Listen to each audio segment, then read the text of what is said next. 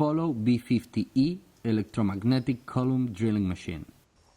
First, we remove the table brake to adjust the height. The machine is available with a big speed range from 62 to 1680 RPM. The machine is equipped with two displays, one for the depth and one for the RPM. Also with a tapping system with turning inversion.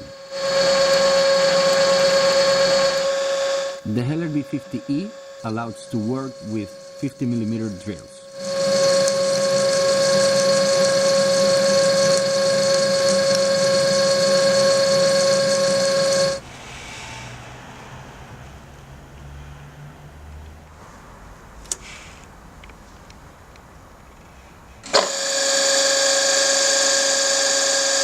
The threading system will be activated by clicking the side lever button. When finished, the machine will automatically invert turning. The pivoting table let the operator work in different degrees.